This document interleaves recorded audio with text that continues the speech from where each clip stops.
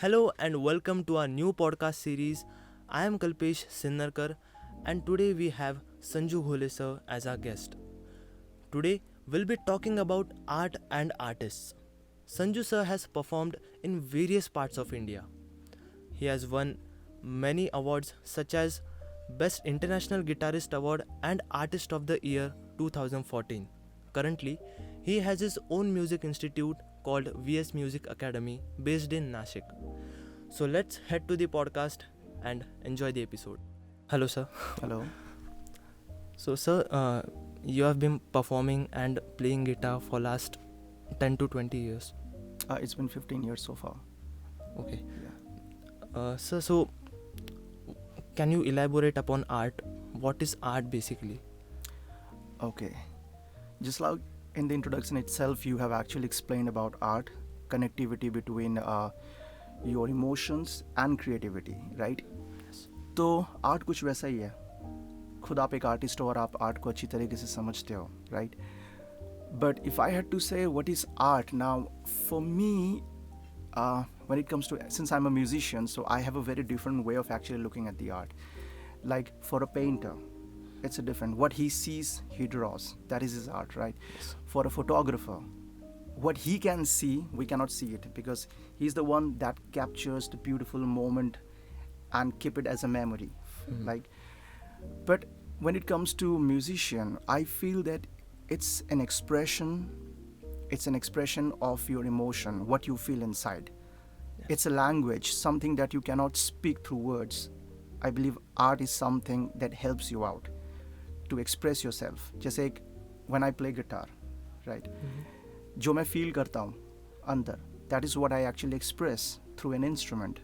So for me, art is basically an expression of all sort of emotion and not only love. कई बार जब कई सारे artist गाने भी लिखते हैं तो वो अक्सर गाने प्यार के बारे में लिखते हैं. They write songs about love, but what I feel that कि लव के अलावा इस दुनिया में और भी बहुत सारे इमोशंस हैं.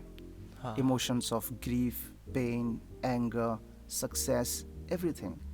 So something that you cannot express through words, music is something that helps you out to express that emotion. And that's how, as a musician, we actually express our emotion. So art is basically nothing but an expression of what you feel, what you see around you.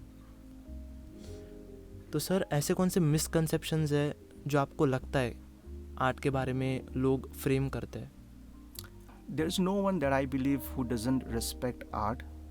सबको art के बारे में अच्छी तरीके से पता है, but कोई आर्ट फॉर्म को एक्सेप्ट करने के लिए रेडी नहीं है.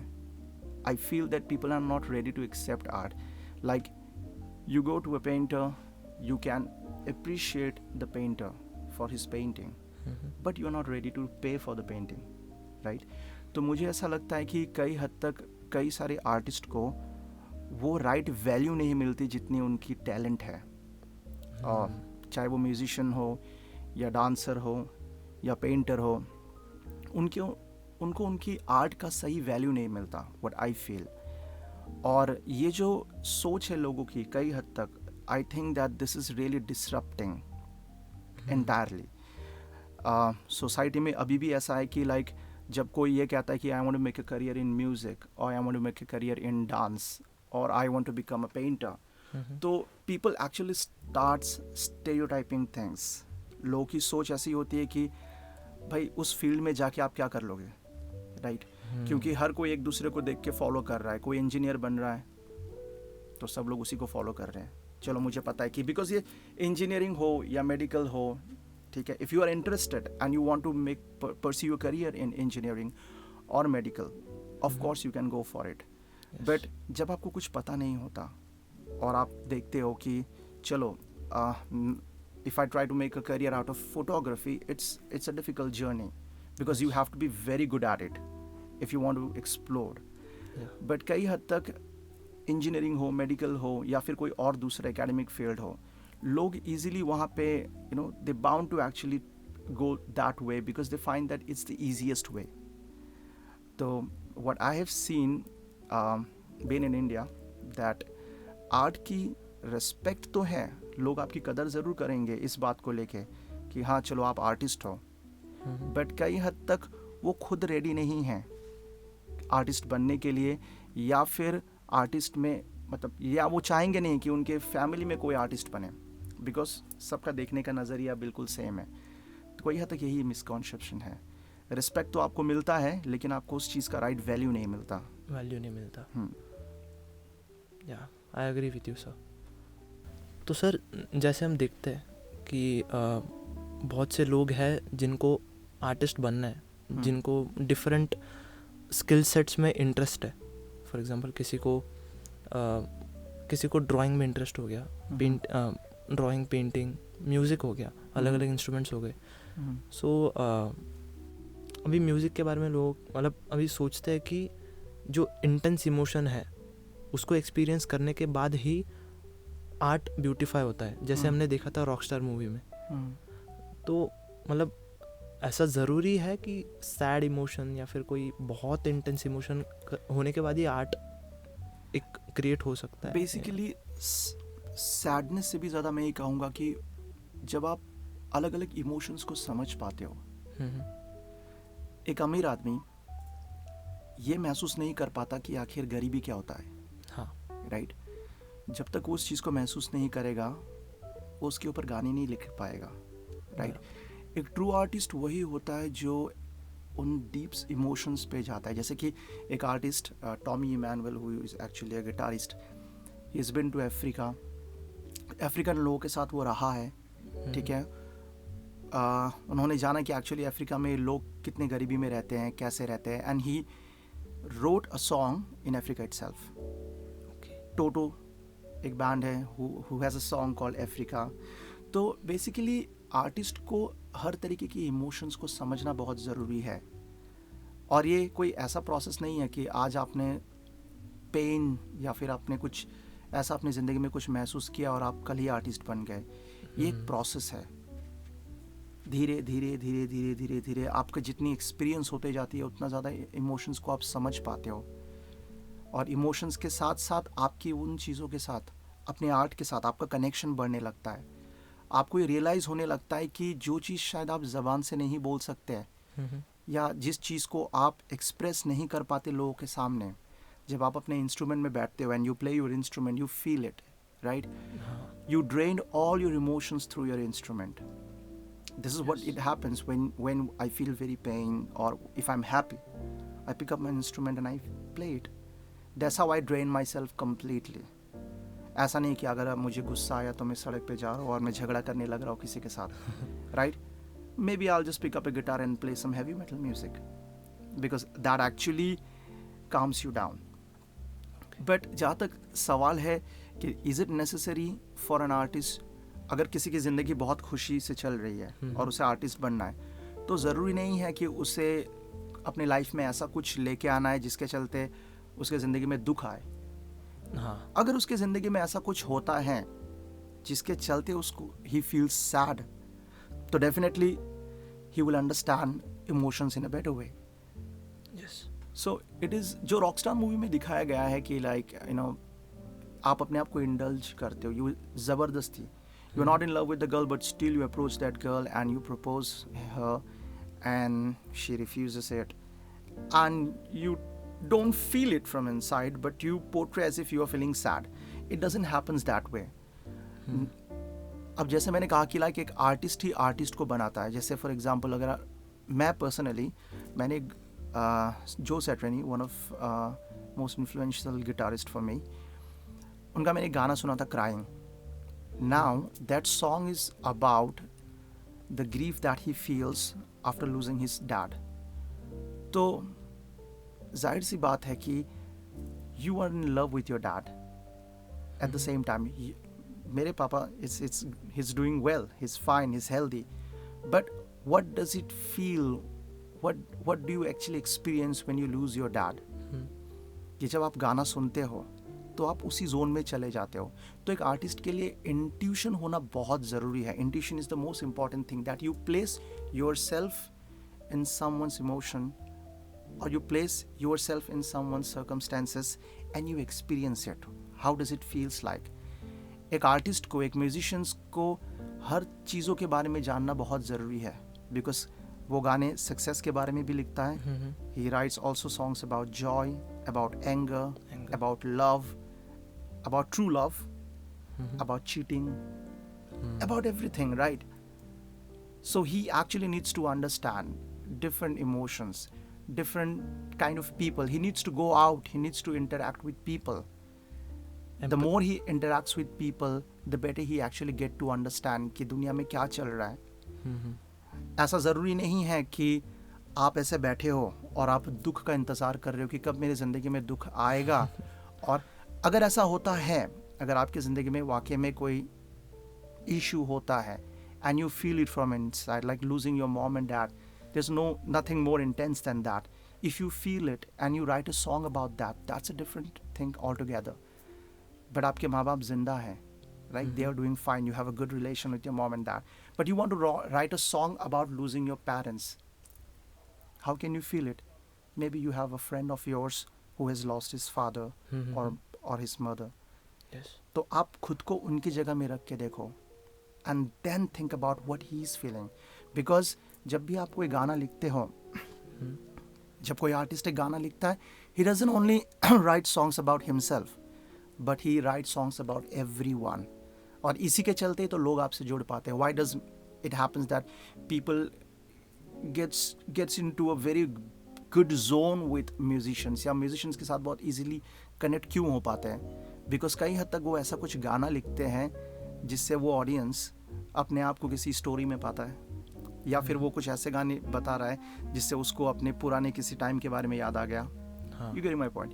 तो बेसिकली आर्टिस्ट के लिए ज़रूरी नहीं है that you have to wait for any emotions to come down, but it's a process. आप जितना ज़्यादा एक्सपीरियंस लेते रहते हो चीज़ों का, ज़िंदगी का, उतना ज़्यादा आप म्यूज़िक को और भी बेटर तरीके से you can put your music onto tray in a better way if you, with the phase of time, when you experience more things in your life. मतलब एम्पैथी बहुत बड़ा रोल प्ले करती है. Exactly, empathy. You need to be humble. एक musician के लिए सबसे important चीज़ होता है कि he has to be humble, he has to be kind, and he needs to keep his feet on the ground. जहाँ आर्टिस्ट को थोड़ा भी ईगो आ गया, या जहाँ आर्टिस्ट ने ऐसा सोचना शुरू कर दिया कि अरे भाई ये म्यूज़िक बेकार है, हमारा म्यूज़िक अच्छा है, या ये आर्टिस्ट बेकार है, अरे इससे अच्छा फोटोग्राफर तो मैं हूँ, जहाँ पे लोगों ने ऐसा सोचना शुरू कर दिया, it means that person is not a true artist. Because उसको अपनी काम की इज्जत नहीं है, उसको अपनी आर्ट की इज्जत नहीं है, उसे अपनी ईगो का पड़ा है. तो मेरे हिसाब से एक आर्टिस्ट को सबसे पहले, चाहे वो पेंटर हो, डांसर हो, फोटोग्राफर हो, ऑथर हो, म्यूजिशियन हो, उसके लिए सबसे इम्पॉर्टेंट ये होता है कि उसे हम्बल और काइंड होना बहुत ज़रूरी है. क्योंकि जब वो हम्बल होगा, काइंड होगा, जब वो मॉडेस्ट होगा, तभी जाके वो उसके पास इतनी अंडरस्टैंडिंग होगी कि वो सारे इमोशंस को समझ सके. क्योंकि जब आपके पास ईगो आ गया तो you will not understand any emotion. Doors shut हो जाते हैं. Doors completely gets shut. You only have you with your ego and you understand nothing. So you won't be able to actually write good songs, or you cannot explore yourself into that particular field. Okay. Yeah. Sir जैसे कि आप hard rock और metal play करते हो, if I am not wrong, बाकी genres भी play करते हो ऑफ कोर्स. सो एक रॉक कल्चर के बारे में आप ब्रीफ में बता सकते हो कि कैसा होता है? मतलब मुझे ये भी बताना पड़ेगा कि रॉक कहाँ से आया. Okay. आपके ऊपर है. आप ओके. अगर मैं सिर्फ रॉक कल्चर के बारे में बात करूं तो rock and metal is more than music for us. It's more than music for us. It's like a religion. जैसे कि Bruce Dickinson, who is actually the vocalist from Iron Maiden, recent एक interview में उन्होंने ऐसा कहा कि अगर Taylor Swift मान लो एल्बम्स बनाना छोड़ देता है तो उससे कुछ फ़र्क नहीं पड़ेगा. बट अगर आप कोई हैवी मेटल बैंड अगर म्यूज़िक प्ले करना कम्प्लीटली छोड़ देता है, या फिर कोई बैंड डिसबैंड हो जाता है, तो उससे एक लार्ज ग्रुप ऑफ पीपल को बहुत फ़र्क पड़ता है. बिकॉज ये कल्चर की तरह है. अगर आप इंडिया में भी कई अंडरग्राउंड सीन में ऐसे कई सारे फेमस मेटल बैंड्स भी हैं. और डेफिनेटली फॉरेन में तो कई सारे, यूरोप में हो, यूएस में हो, यूके में हो, अराउंड द वर्ल्ड, चाहे आप पाकिस्तान ले लो, दुबई ले लो, चाहे आप नेपाल की बात कर लो, बांग्लादेश, हर कंट्री में एक्चुअली हैवी मेटल बैंड्स हैं और हार्ड रॉक बैंड्स हैं। और ये इस तरीके से फील करते कि जैसे मान लो मैं सड़क पे चल रहा हूँ और मैंने वहाँ से किसी को आते हुए देखा, और मान लो उसने ब्लैक सबाथ का टी शर्ट पहना हुआ है और मैंने मान लो जुडास प्रीस्ट का टी शर्ट पहना हुआ है, तो डेफिनेटली मैं उसकी तरफ देखूंगा ही देखूंगा, और वो मेरी तरफ देखेगा, एक स्माइल ज़रूर देगा, और फिर हम एक दूसरे से बात करेंगे कि अरे you listen to Black Sabbath right, I listen to Judas Priest. तो ये कैसा है कि एक तरीके का ये फैमिली बन जाता है। अगर मान लीजिए कि आप सुनते हो टेलर स्विफ्ट, मैं सुनता हूँ ब्रूनो मार्स, ठीक है, एक एग्जाम्पल दे रहा हूँ मैं, ठीक है, you might also listen to that, this not a problem, but वो हमारे बीच में वैसा बॉन्डिंग नहीं हो सकता बिकॉज हम इसको सिर्फ म्यूजिक तक सीमित रखते हैं। बट जब रॉक की बात आती है, जब हैवी मेटल म्यूजिक की बात आती है, तो it's like a culture, it's like a religion for अस। जैसे जर्मनी में वैकेन एक गाँव है छोटा सा, तो वहाँ पे एक शो होता है वैकेन ओपन एयर, तो वहाँ दुनिया के सारे बड़े बड़े metal bands actually they come and they play there. करीबन 7 दिनों तक वो इवेंट चलता है, और वहाँ पे different part of the world, like people from different part of the world come and gather there because they have one reason. They come there to enjoy the metal fest. Even in Bangalore is now known as the rock capital of India. पहले शिलोंग हुआ करता था, but mostly India के जितने भी bands हैं, चाहे वो कोलकाता से हो या गुवाहाटी से हो, शिलोंग से हो, या चाहे वो मुंबई से हो, इंदौर से हो, तो कई सारे ऐसे आर्टिस्ट हैं चंडीगढ़ जो कि एक्चुअली में अभी बैंगलोर में जाके सेटल हो चुके हैं, and they are doing music over there. तो कई सारे बैंड्स हैं जो कि इंडिया के बड़े बड़े बैंड्स जो कि अभी बैंगलोर में बेस्ड हैं। अच्छा, तो बैंगलोर में भी एक तरीके का आप कह सकते हो कि वो एक कल्चर डेवलप हो गया है, that is the reason why it is known as the rock capital of India. तो rock music is basically more than a music for us because it not only talks about love. Usually हम जब pop music सुनते हैं, जैसे कि I am not degrading any form of music, I listen to pop music at the same time. Older classic pop like Bee Gees, Lionel Richie, I do listen to them. I'm a big fan of many pop artists. Boney M, I do dance on Boney M songs. But जब rock music की बात आती है तो rock music सिर्फ love के बारे में ही बातें नहीं करते। जैसे कि आप यूजुअली बॉलीवुड भी देखोगे या पॉप म्यूज़िक देखोगे तो ज़्यादातर टॉपिक्स होते हैं लव के बारे में, ब्रेकअप्स के बारे में, you know, a boy sees a girls, you know, and he falls into love, all of that. But rock music not only talks about love, but it talks about every different emotion. It writes songs about war, like metal bands. I'm talking about specifically metal bands.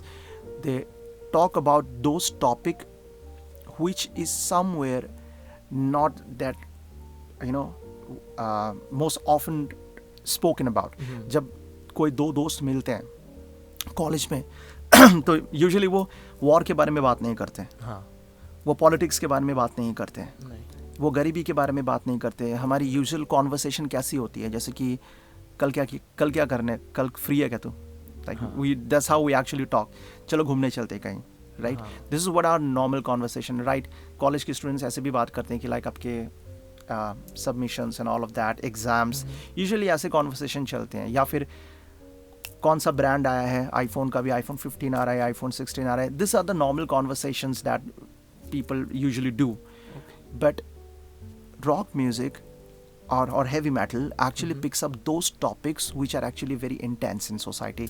जैसे कि अगर आप death metal की बात करोगे, ये these are the sub genres of metal, death metal, black metal, you have industrial metal, you have folk metal, you have funk metal, you have classic heavy metal, new wave of British heavy metal, new wave of American metal, you have nu metal. तो ये अलग अलग सब genres हैं metal के।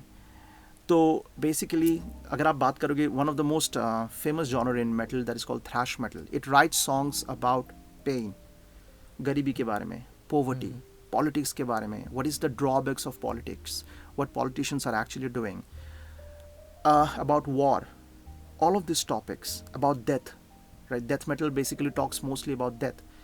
तो usually ये topics के साथ वही लोग ज़्यादा जुड़ पाते हैं जो एक्चुअली, जैसे मैंने बताया, आर्टिस्ट का एग्जांपल दिया, जो हर इमोशंस को समझ पाता है, ना कि एक ही इमोशन लव।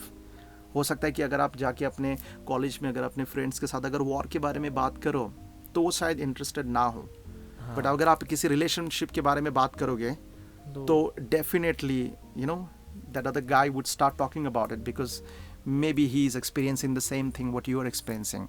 तो पॉप म्यूजिक में एक ऐसी चीज़ आ जाती है कि वो ऐसे टॉपिक को उठाते हैं जिससे लोग बहुत जल्दी जुड़ जाते हैं। हाँ, इसीलिए पॉप का मतलब होता है पॉपुलर म्यूजिक, हाँ, right? Because love is a very common emotion, like everyone falls in love, but शायद हर कोई डेथ के बारे में बात नहीं करना चाहेगा, हर कोई घोस्ट के बारे में बात नहीं करना चाहेगा, हर कोई वॉर के बारे में बात नहीं करना चाहेगा, right? So that is the reason why people who actually listens to metal or rock, you don't have such big crowd, but still you have millions and billions of people, actually millions of people who actually listens to rock. But हो सकता है कि अगर आप सड़क पे निकलो तो आपको हर 200 लोग में शायद एक ऐसा बंदा मिले जो एक्चुअली में रॉक सुनता है या मेटल सुनता है। हाँ, और ये डिपेंड भी करता है कि आप किस जगह में हो। एग्जैक्टली। मोस्टली मेट्रोपॉलिटन सिटीज़ में रॉक और मेटल का कल्चर और भी ज़्यादा पम्प्ड अप है compared to places which are you know rural areas के मुकाबले। हाँ, so rock is all about culture, it's all about like a religion for us. हाँ, जो अनकंफर्टेबल इमोशंस है एग्जैक्टली एग्जैक्टली। ज़्यादा। मैं आपको एक एग्जांपल देता हूँ, पैंटेरा एक बैंड है, right? Pantera one of the most inspirational heavy metal band of all time. जब Dimebag Darrell, who was the guitarist for the band, after his death, people still goes to his grave. Alex Lifeso from Children of Bodom, Lemmy Kilmister, Eddie Van Halen, we still you know wish them birthday on their birthdays. तो ये actually एक ऐसी चीज़ है जो आपके साथ ज़िंदगी भर जुड़ा हुआ है। ऐसा होता नहीं है कभी कि आज आपको रॉक म्यूज़िक पसंद है और कल आप इस म्यूज़िक को हेट करते हो, आप नहीं सुनना चाहते। ये आपके खून में है, it's in your blood, you feel it, that's why you are there with it for a longer period of time in your life. Being an performer sir, अभी जब मैं स्टेज पे जाता हूँ तो मुझे मतलब अभी शुरुआत में तो बहुत ज़्यादा ये होता था कि यार लोग थोड़ा क्या नर्वसनेस, लोग क्या सोच रहे लोग क्या होंगे। सोचेंगे। बाद में वो कम हो जाता है इवेंचुअली। बट सर, आपके हिसाब से एक परफॉर्मर को कैसे होना चाहिए? Because I have seen you on stage और आप पूरा फोकस अपनी तरफ मतलब सिर्फ खींच संजू लेता सर हूँ। दिखता है जब हाँ। परफॉर्मेंस चालू रहती है तब। Okay. सो ये अच्छी बात है अगर आपने ऐसा मेरे बारे में सोचा है, ऐसा या आपको लगा मेरा performance, I take it as a very like big thing for me, it's a big thing. तो सर वही, फिर कभी कभी ऑडियंस का रिस्पॉन्स भी अच्छा नहीं होता और उससे थोड़ा डिमोरलाइज हो जाता है परफॉर्मर। सो उसके बारे में आप मतलब थोड़ा बता सकते हो कि परफॉर्मर को कैसे अपने आप को पोर्ट्रे करना चाहिए? हाँ, और एक ऑडियंस को भी कैसे? बेसिकली जैसे मान लीजिए मैं कल्पेश का बहुत बड़ा फ़ैन हूँ, ठीक है? मैं कल्पेश को पिछले 2 साल से सुनते हुए आ रहा हूँ। कल्पेश की जो भी गाने रिलीज़ करता है कल्पेश, मैं वो सुनता ही हूँ। मैंने स्पॉटिफाई में कल्पेश का पूरा प्लेलिस्ट 10 के 10 गाने मैंने हमेशा प्लेलिस्ट में मेरा होता ही है। और मुझे ज़िंदगी में ऐसा है कि एक बार मुझे कल्पेश से मिलना है। और अचानक ऐसा होता है कि मुझे पता लगता है कि कल्पेश नासिक आ रहा है परफॉर्म करने के लिए। फिर मैं जाता हूँ साइट पे टिकट बुकिंग के लिए कि बिकॉज कल्पेश का परफॉर्मेंस है, और मैं देखता हूँ कि 4,000 रुपये है टिकट। मैं सोचता हूँ कि अरे भाई 4,000 रुपये होंगे मेरे पास अभी, बट मैंने कुछ भी करके मैंने जो पैसे जमा किए थे मैंने वो पैसे भी डाल दिए। चलो कोई बात नहीं, कल्पेश के लिए 5,000 क्या 4-5,000 क्या, मैं 10,000 भी देने के लिए रेडी हूँ। और मैंने टिकट भी बुक कर लिया और मैं शो में गया कि आज मैं उसको देखने जा रहा हूँ जिसे मैं हमेशा से सुनते हुए आ रहा हूँ। अगर कल्पेश इंटरैक्ट ही नहीं करेगा और कल्पेश वही 10 सेट लिस्ट जो है मेरे स्पॉटिफाई में आएगा और गा के निकल जाएगा, तो क्या मैं कल्पेश को जान पाऊंगा? नहीं। मैं आया हूँ कल्पेश को देखने के लिए, कल्पेश को सिर्फ सुनने के लिए नहीं, क्योंकि सुनना ही अगर है तो वो तो मैं आराम से घर में बैठ के नाश्ता करते करते मैं हेडफोन कान में लगा के वो सारे गाने प्लेलिस्ट में चला के सुन सकता हूँ। बट अभी मैं आया क्यों हूँ? कल्पेश को देखने के लिए। और अगर मैं ऐसा देखता हूँ कि कल्पेश इस तरीके से परफॉर्म करता है कि hi next song, okay thank you, next song, अगर मैं इस तरीके से परफॉर्म करता हूँ तो जाहिर सी बात है मैं बोर हो जाऊँगा। क्योंकि मैंने कल्पेश को ये तो जान लिया कि कल्पेश गाता बहुत अच्छा है, बट कल्पेश कितना इंसान कैसा है वो मैं नहीं जान पाया। I couldn't get to understand like what kind of people is he, because I just simply know that he is a good singer. But now we're talking about artist and the main role of artist as a performer. And music is a performing art. Dance is a performing art. So एक artist को अगर perform नहीं करना आता, एक musician को अगर perform नहीं करना आता, या एक डांस, जैसे डांसर को तो डांस आना ही चाहिए, ठीक है, you just cannot say no to it, ठीक है, बट एक म्यूजिशियन के लिए सिर्फ नेसेसरी ये नहीं होता है कि वो अपना इंस्ट्रूमेंट कितनी अच्छी तरीके से प्ले करता है वो, या कितनी अच्छी तरीके से वो गाता है। इम्पॉर्टेंट उसके लिए ये रहता है कि वो अपने कला को किस तरीके से प्रेजेंट करता है। बिकॉज लोग अपना इम्पॉर्टेंट टाइम, अपना सैटरडे या अपना इम्पॉर्टेंट टाइम संडे, वो अपना काम छोड़ कर पैसा लगा कर आपको देखने आए हैं। वो कुछ मोमेंट के लिए, वो 1 घंटे का शो हो या 2 घंटे का शो हो, वो आया हुआ है ताकि वो अपने सारे ऑफिस की प्रॉब्लम्स, घर का टेंशन को साइड पे रख के 2 घंटे के लिए वो एंजॉय करने आया है, सब कुछ भुलाकर। और अगर ऐसा होता है कि वो आपको देख के बोर हो जाए, या सिर्फ वो आपने गाना गाया एंड ही और she claps, that is not enough. You need to make your crowd comfortable, you need to make your crowd understand that I am just like you, I am here to express my emotion, the same emotion that you feel. तो जैसे कि एक suppose एक audience आया हुआ है वहाँ पे, ठीक है, there's a big crowd and there is someone in the audience who has actually recently lost someone. And the 5th song that I'm going to sing is about losing someone. तो अगर मैं वो गाना यूं ही गा देता हूँ, okay, it will have no value or importance until and unless I talk about what song am I going to sing, or I should be able to actually make my audience feel like they are on a place where they have someone on the stage whom they already know. They have to feel like a family.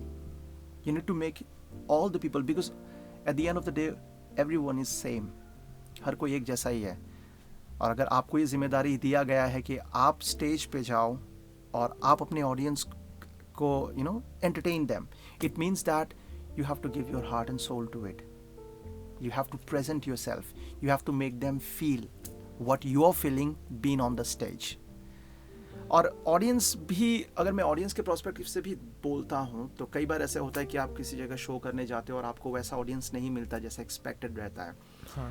तो honestly उससे performance पे काफ़ी ज़्यादा फ़र्क तो पड़ता है, because जब आपको ऐसी ऑडियंस मिलती है जो कि एक्चुअली चीयर कर रही है, या फिर उस चीज़ को समझते हैं, या उस चीज़ को रिस्पेक्ट करते हैं, then obviously it will definitely impact your performance in a right way. But on certain scenarios where the audience are, maybe I won't say up to the mark, but I would say the audience does not have that same taste what the artists are actually performing. In that scenario, I think कि वजह कि आप nervous हो जाओ, या वजह आप stage पे चेहरा उतार लो, still keep your performance alive, because at the end of the day your thing should not get there should not be a black spot on your performance just because the audience wasn't good. You need to give your best. आपका काम ये है कि जब आप stage पे हो, you're like a king, right? And the role of a king is to make sure that he gives his best in everything that he does.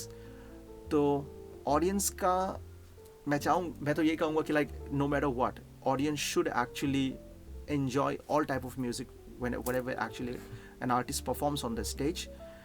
But अगर artist अगर perform कर रहा है stage पे, then he should not actually feel कि अरे चलो audience बेकार है तो मैं एक काम करता हूँ, मैं ऐसे खड़े होकर गाना गा लेता हूँ और जल्दी जल्दी शो को एंड करता हूँ। नहीं, हो सकता है कि आप वहाँ पे किसी एक ऐसे इंसान को इंस्पायर कर दो जिसने ये म्यूज़िक पहले नहीं सुनी, पर जैसे उसने आपको देखा तो he felt it कि this is the turning point in my life. I should start learning this style of music, or I want to become an artist. जैसे मैंने कहा था कि पहले इंटरव्यू के काफ़ी शुरुआत में मैंने कहा था कि आपको इमोशंस के वेट नहीं करना कि कब मेरी ज़िंदगी में दुख आएगा और मैं आर्टिस्ट बनूंगा. It's a general process. आप किसी आर्टिस्ट को देखते हो और फिर आप डिसाइड करते हो कि आपको आर्टिस्ट बनना है. हो सकता है आपने किसी क्रिकेटर को देखा और आपने सोचा कि मुझे क्रिकेटर बनना है. तो आर्टिस्ट ही आर्टिस्ट को बनाता है. और ऐसे कई शोज़ में हुआ भी है कि हमारी परफॉर्मेंस के बाद कई बार हम ऐसे ऑडियंस से मिले भी हैं जो हमें आके अप्रोच करते हैं and say that we just really love your playing and we love the music. और 4-5 साल बाद या 7-8 साल बाद हम देख रहे हैं कि वो खुद एक आर्टिस्ट बन चुका है. So your job is to also form an artist and make them understand what you are all about. So that is the reason why whenever you are performing, you should give your best, regardless of what the audience are doing or what kind of audience it is. अभी कभी कभी ऐसा भी हो जाता है कि मतलब अभी मैं परफॉर्म कर रहा हूँ, हाँ, आई एम ए वोकलिस्ट और मैं कोई गिटारिस्ट हूँ या ड्रमर हूँ, तो अगर स्टेज पे कुछ गलतियाँ हो जाती है तो हाँ, फिर कभी कभी क्या, रिदम मिस हो जाता है, फिर साउंड में कुछ गलती हो जाती है. इसके पीछे देन वो कैसे वो नर्वसनेस को आप जितना ज़्यादा जैमिंग करोगे, जितना ज़्यादा रिहर्सल करोगे, ठीक है, अब ये कनेक्शन से आर्टिस्ट के बीच में, हाँ, एक है आर्टिस्ट ऑडियंस के बीच में, हाँ, और एक दूसरा रिश्ता है आर्टिस्ट के बीच में. It's a different relation, right, all together. Yes. अब अगर आर्टिस्ट के बीच में अगर अच्छा रिलेशन नहीं है, then you can not give your best on the stage. Artist दूसरे आर्टिस्ट को, suppose I am a guitarist of the band और I am a vocalist of the band, how good am I with the keyboardist और the pianist? How much does the drummer understand the bassist as a person? How they are close to each other? ये बहुत important होता है. कई बार ऐसा होता है कि लाइव में हम परफॉर्म कर रहे होते हैं, बट हमें पता होता है कि ये गलती हमने की है, बट वो ऑडियंस को समझ में नहीं आता, बिकॉज हम अपने एक्सपीरियंस के थ्रू या हमारे बीच में इतना रिहर्सल हो चुका है कि हम अपनी गलतियों को छुपा लेते हैं. हाँ. और कितना भी बड़ा आर्टिस्ट क्यों ना हो, गलतियां हर किसी से होती है, बट आपको छुपाना आना चाहिए. अगर आपके पास अच्छा नॉलेज है, अगर आप अच्छा प्रैक्टिस करते हो, तो हो सकता है कि आपने जो मेलोडी लाइन एक परफॉर्मेंस में प्ले किया है, दूसरे परफॉर्मेंस में आपको वो सेम मेलोडी लाइन याद नहीं आ रहा है. बट अगर आपका अच्छा एक्सपीरियंस है या आपकी अच्छी नॉलेज है या आपने उतना ज़्यादा जैम किया है, आप अपने इंस्ट्रूमेंट के साथ इतना ज़्यादा बैठे हो, तो आप right there and there on the spot itself आप कुछ क्रिएट करते हो that might be better than the original melody line. तो an artist should actually understand how to conceal things and go along with the flow of the song. ऐसा नहीं कि आप गा रहे हो और आप अचानक डर गए और अपने ड्रमर को पीछे देखा गुस्से से, या ड्रमर ने आपको गुस्से से देखा. That is not. It's a place where you are actually trying to showcase your skill.